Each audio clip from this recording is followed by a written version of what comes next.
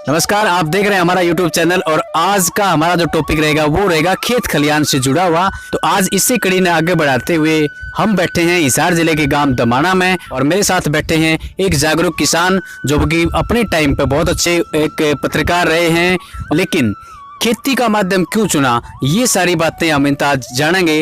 और अनु का आग्रह है कि भी खेती खसम सेती, तो इसे फॉर्मूला पर काम करते हुए भाई मनोज यादव जी ने आज एक ऐसा मुकाम हासिल कर लिया है जिसने दूर दूर पर आते रहे हैं और मनोज जी तय बागवानी तय संबंधित सारी जानकारियां लेते हैं। और यह वीडियो मेरे उन युवा साथियों और जो बड़े बड़े किसान भाई हैं जो खेती से जुड़ रहे हैं काफी लंबे समय तक, उनके लिए बहुत ज्यादा फायदेमंद साबित हो सके है। मनोज भाई आपका बहुत बहुत धन्यवाद।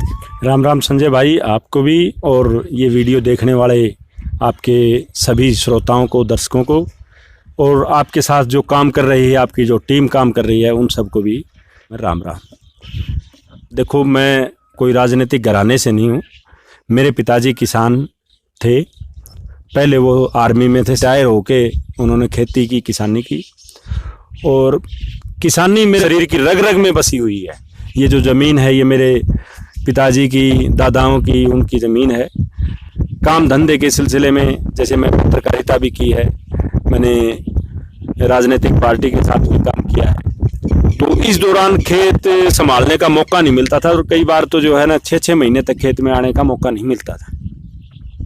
हाँ, ये ज़रूर है कि अब सूर्योदय के साथ और सूर्यास्त तक जो है ना रही सही जो है लॉकडाउन और कोरोना की वजह से बाहर घूमना फिरना या बाकी काम काज तो बंद है, तो सारा दिन बाग बगीचे में ही बीतता है।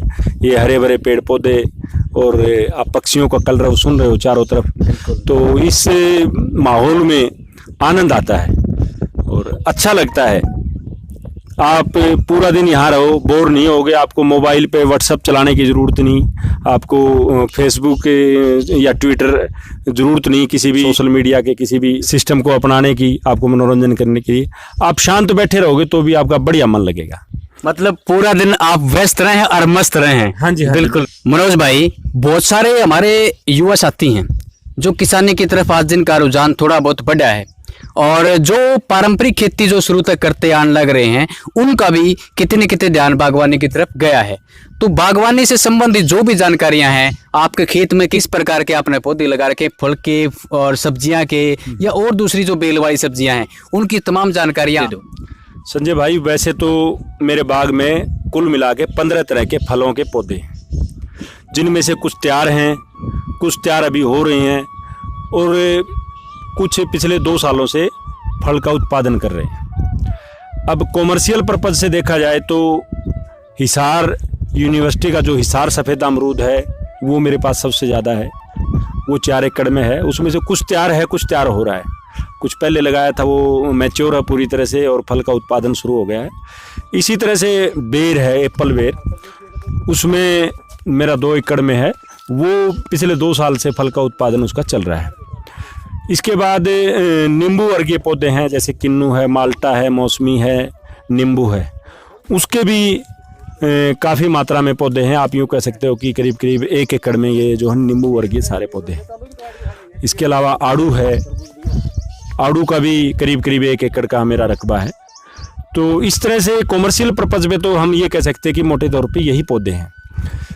उसके अलावा जैसे घरेलू प्रयोग में हम जिस छांव में बैठे हैं, ये अंगूर की बेल की छांव है। हाँ बिल्कुल। और ये जगह वो है, हमारा जो तालाब है, जो टैंक है, हाँ, उसके चारों तरफ एक पगडंडी छोड़ी जाती है, हाँ, ताकि उसकी मिट्टी का कटाव ना हो।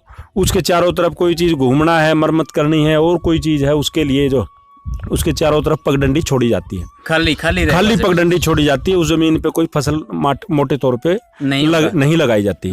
उसका सदुपयोग करते हुए हमने ये अंगूर की बेल लगाई है। तो इसमें अच्छा खासा मतलब ये है कि आसपास के आप जैसे यार मित्रों का, मेरे घर का, परिवार का, रिश्तेदारों का बढ़िया काम चल जाता है। और मैं तो ये कहूँगा कि केवल अंगूर की 20 बेलें हैं, इन 20 बेल से आप यूँ मान लो कि जो बाग में आता है उसको भी खिला देता हूँ और जो खरीदता है उसको भी दे देता हूँ। जब तक सीजन चलता है वो खाली नहीं जाता। हाँ, इतना उत्पादन तो नहीं होता कि मैं इसको जो है ना मंडी में सप्लाई कर दूं, लेकिन कम से कम इतना प्रयोग है कि मजा आता है कि हाँ बढ़िया है। जगह का सदुपयोग करा है, 1-1 इंच जमीन का सदुपयोग भाई साहब ने करा है अपने खेत के अंदर। दूसरा जैसे संजय भाई, जैसे आपने मैंने अंगूर की बेल की बताया, उसी तरह से खेत के चारों तरफ जाली है, जाली और कांटेदार तार लगा रखी है ताकि जो पशु पक्षी हैं, मतलब बेसहारा आवारा है, वो फसल को बर्बाद ना करे, बचाओ उसके। हाँ, तो और बाढ़ जिसने बोला, हाँ, बाढ़ बिल्कुल, हाँ, ठीक है। उसको भी हमने सदुपयोग किया है। उसके चारों तरफ नाली बना करके हमने उस पे करेला लगाते हैं। हाँ, करेले की बेलें हम देखने लग रहे हैं। और ये आप देख लो, करेले की बेल बिल्कुल बहुत बढ़िया। इन बेलों को जो है ना, ये इस जाली पे चढ़ रही है, शुरुआत हो गई है थोड़ी थोड़ी।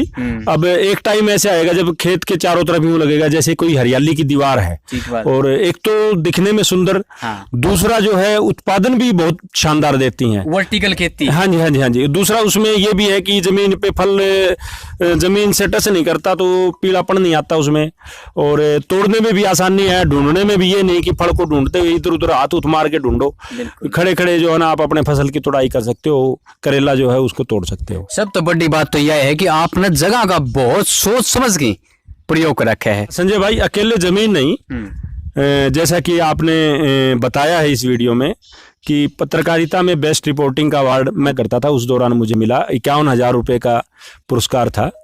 तो उसका मेरा विषय यही था कि जल संरक्षण, यानी पानी की बूंद बूंद का सदुपयोग करना। मेरी धर्मपत्नी सुनीला जी गांव की सरपंच रह चुकी हैं और उन्होंने अपने कार्यकाल में गांव वालों के सहयोग से पानी बचाने के लिए पेयजल के जो नल होते हैं उनके ऊपर टूटियां लगवाई, जिससे पानी की बूंद बूंद का सदुपयोग हो सके। और उनके इस काम को जिला प्रशासन ने बहुत सराहा। 15 अगस्त को स्वतंत्रता दिवस पर महावीर स्टेडियम में होने वाले जिला स्तरीय समारोह में उन्हें 20,000 रुपये का नगद पुरस्कार देकर सम्मानित किया गया। इसी कड़ी में पानी की बूंद बूंद बचाने के लिए हमने इस बाग में टपका सिंचाई होती है, टपका सिंचाई का प्रयोग किया है ताकि पानी को बूंद के टपके टपके को बचा करके उसको पौधे के प्रयोग में लिया जा सके। दूसरा, जैसे सब्जियां हैं उनमें टपका सिंचाई कामयाब नहीं है तो उनके लिए हमने फवारा सिस्टम जो होता है उसका हम प्रयोग करते हैं। और एक दूसरी बात मैं आपको बताऊं कि जैसे नहर का पानी हमारे इस तालाब में आ गया, उसके बाद हम उसको जो है खाड़े से पानी को नहीं ले जाते, हमने अंडरग्राउंड पाइपलाइन दबा रखे हैं और जहां जरूरत हो वहीं पानी, उसको वाल को खोल करके वहीं पानी को प्रयोग कर लेते हैं। खाड़ में क्या है कि पानी की बर्बादी भी बहुत ज्यादा होती है, जमीन की भी बर्बादी होती है और बार बार उसमें जो है ना खरपतवार उग जाती है, जिससे जो है लेबर भी ज्यादा पड़ती है। हाँ, मतलब खाड़ संवारण में भी बहुत ज्यादा टाइम है। और आप देख रहे हो कि भी जहाँ खाड़ होना चाहिए था वहां हमने पाइपलाइन दबा करके उसके ऊपर हमारी फसल खड़ी है, लहला रही है, तो उस जगह का भी सदुपयोग हो गया। और जगह के सदुपयोग में भी मैं पहले भी बता चुका हूँ कि जैसे करेला है, ये अंगूर है, वो सारी चीजें हमने की। कुल 15 तरह के फल हैं। इसी तरह से हर सीजन की अधिकतम जो सब्जियां हैं, मान के चलो आप, जैसे अब गर्मी का मौसम है तो इसमें 10 तरह की सब्जियां मेरे खेत में उपलब्ध हैं। कुछ तो ऐसी हैं जिनको मंडी में बेचते हैं, ऑटो आता है वो सब्जी को लाद के ले जाता है और सब्जी मंडी में पहुंच जाती हैं वो। कुछ सब्जियां ऐसी हैं थोड़ी सी कम मात्रा में उत्पादन होता है, जो आसपास के गांव के, अड़ोस पड़ोस के गांव के वो लोग आते हैं और अपने घरेलू प्रयोग के लिए उनको खरीद के ले जाते हैं। और जो ज्यादा लेबर वाली या ज्यादा पानी वाली या यहाँ जलवायु में कम टिकती हैं, वो सब्जियां भी हम लोग उगाने की कोशिश करते हैं। कम से कम इतनी जरूर हो कि हमारी रसोई का जो सिस्टम है उसमें वो प्रयोग की जा सके, ज्यादा उत्पादन ना हो तो ना हो। बिल्कुल, ये बात आपने बिल्कुल ठीक कही है कि खेती में किसान जिद्दे फायदा ठा सके है, जिद उसकी खुद की खेती के साथ साथ में आय की जड़ तक बात कराएंगे तो पशुपालन उसका खुद का होना चाहिए ठीक ठाक, ताकि उसने दूध मूल का नहीं लेना पड़े और वो थोड़ा बहुत बेच के भी अपना काम चला सके है। दूसरी बात, सब्जी अगर हम खेती कर रहे हैं, सब्जी नहीं उगा रहे तो इसका मतलब है हमारे खर्चे और बढ़ रहे हैं, और जब सब्जी आपने उगा ली तो खुद का काम भी चला और बेच भी सके। तो यो काम आपने बहुत अच्छा करा है और बहुत बढ़िया बात आपने बताई, और किसान भाई भी यो काम कर सके भी, खेती करते करते कम से कम सब्जी तो अपनी खेत में उगाए सकें। चाहे हर मौसम के फल की बात हो, चाहे हर मौसम की सब्जी की बात हो, बाजार से खरीद के लाने की नौबत कम ही आती है। मैं ये तो नहीं कहता बिल्कुल नहीं खरीदते, लेकिन न के बराबर है, बहुत ही कम खरीदी जाती है, उससे पैसे की भी बचत होती है। और दूसरी, हम बाजार से जो चीज खरीदते हैं आजकल ऐसे ऐसे कीटनाशकों का प्रयोग होता है जिनका जो है ना हमारे शरीर पर बहुत बुरा असर पड़ता है। और हम अपने बाग में इन चीजों का विशेष ख्याल रखते हैं कि कम से कम, मैं तो ये दावा करता हूं कि 90% तक कम 90% तक कम हम कीटनाशकों का अपने बाग में कम प्रयोग करते हैं। रासायनिक खादों का भी बहुत कम प्रयोग करते हैं, ताकि फल की और सब्जी की गुणवत्ता बनी रहे और वो स्वास्थ्य के लिहाज से उत्तम रहे। थोड़ी देर पहले मैं देखने लग रहा था कि आप ना जो अंगूरा की जो बेल लगा रखी है, इस अंगूरा की बेल के सारे आपने इस डंडे के ऊपर ये स्पीकर बांध रखा है, और इस स्पीकर में सुनने लग रहा था मैं बांसुरी की जो धुन है वो बाजन लग रही है। ऐसा संजय जी, जैसे कोई बड़ी आर्ट गैलरी है या कोई बहुत अच्छे स्तर की कोई चीज है, तो वहाँ म्यूजिक की अपनी एक जगह होती है। जैसे आप आर्ट गैलरी का कोई मुआयना कर रहे हैं तो वहाँ धीमा धीमा म्यूजिक बजता रहे, तो वहाँ वो उस माहौल को आनंदमयी बना देता है। उसी लिहाज से पेड़ पौधों में भी जीव होता है, और हम यहाँ हैं या आने वाले हैं जो सब्जी खरीदने आते हैं या बाग को देखने आते हैं, वो भी उनके कानों में भी मधुर संगीत सुनाई दे, चाहे बांसुरी की धुन है, चाहे कुदरत का कलरव है। वो कभी प्राकृतिक तौर पे अपने आप बजता है, तो कभी जो है हम अपने म्यूजिक सिस्टम से उसको चलाते हैं और बाग का कोना कोना उससे मधुर संगीत से गूंजता है। और रही तरह तरह की पशु पक्षियों की, भीषण गर्मी पड़ रही है और पानी के स्रोत बहुत कम है। यहाँ तालाब में हमारे टैंक में जो है पानी रहता है, तो दूर दूर से पक्षी जो है ना पानी पीने आते हैं। हरियाली है तो पेड़ों की छांव में डालियों पे बैठते हैं तो शोर भी करेंगे, शोर करेंगे तो कुदरत का कलरव होगा ही। बिल्कुल जो आधुनिक यंत्र हमारे वैज्ञानिकों ने, कृषि वैज्ञानिकों ने इजाद किए हैं, जिनका आविष्कार किया है आवश्यकता के अनुसार। जैसे मेरे पास बड़ा ट्रैक्टर है, बड़ा मेसी ट्रैक्टर है। अब खेत के हर कोने में वो पेड़ पौधे उगे हुए हैं, तो कई बार संभव नहीं हो पाता कि बड़ा ट्रैक्टर वहां तक पहुंचे। ठीक है। तो जहाँ थोड़ी सी तंग जगह है वहाँ हमने छोटा पावर टिलर लिया है। अच्छा, पावर टिलर बोल रहे हैं। पावर टिलर ये जो लिया है, जो ये जुताई कर रहा है। हाँ। ये जो आप देख रहे हैं जुताई कर रहा है, हाँ। ये हमारे ट्रैक्टर के जो रोटावेटर है उससे भी गहरी जुताई करता है। बिल्कुल बिल्कुल। और करीब 3 फीट की चौड़ाई वाली जगह में भी ये काम कर लेता है। दूसरा, जैसे हमारी साल में जैसे बेरी की एक बार कटाई करनी होती है, कुल्हाड़ी से या आरी से इतना घना जंगल काटना बड़ा मुश्किल काम होता है, बड़ी कड़ी मेहनत होती है, और आर्थिक तौर पे भी वो बहुत महंगा पड़ता है।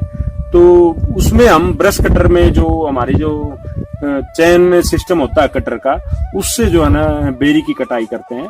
तो मेरा कहने का मतलब ये है कि समय समय पर तकनीक का, आधुनिक तकनीक का प्रयोग करके अपने श्रम को, आप अपनी मेहनत को कम करके अच्छा उत्पादन और अच्छे परिणाम हासिल कर सकते हैं। सबसे पहले तो हमें जब ये बाग लगाने का विचार आया तो बागवानी विभाग से जिला बागवानी अधिकारी भी यहाँ दौरा करते रहे। चेक स्कीमों का उन्होंने हमें सब्सिडी भी दी। समय समय पर बागवानी अधिकारी यहाँ आते रहते हैं, मार्गदर्शन देते हैं, इसके लिए हम उनके धन्यवादी हैं। किसान आयोग के चेयरमैन रहे हैं डॉक्टर रमेश यादव जी, उन्होंने भी हमारे बाग का दौरा किया और हमारा मार्गदर्शन भी किया, हमें प्रोत्साहित भी किया। पिछले साल जो है बागवानी विभाग के और कृषि विभाग के अधिकारियों ने मुझे लायक समझा। प्रदेश भर से 13 किसानों को चुना गया, जो मुख्यमंत्री मनोहर लाल जी से वीडियो कॉन्फ्रेंसिंग थी। तो उसमें जो हमने सुझाव दिए अधिकतर किसानों ने उसको सरकार ने माना और उनको योजनाओं को लागू किया। तो मनोज भाई, आपने बहुत बढ़िया जानकारी दी है। और जो युवा जो किसान है, जो किसान थोड़ा सा दूर हट रहे हैं या किन घाटे का सौदा मान के चल रहे, उनके लिए आप क्या मैसेज दोगे? यदि आप ये समझें कि किसान ने आज फसल बीज दी और 6 महीने तक उस फसल का इंतजार करते रहे, और जब वो लावणी हुई, लावणी काट दी और बेच दी, उससे तो घाटे का सौदा ही होगा, क्योंकि पिछले उस फसल के उत्पादन के दौरान 3-4 महीने किसान बेरोजगार रहता है। तो किसान इस तरह की फसलों को अपनाए कि उसको 12 महीने जो है ना खेत में काम मिले।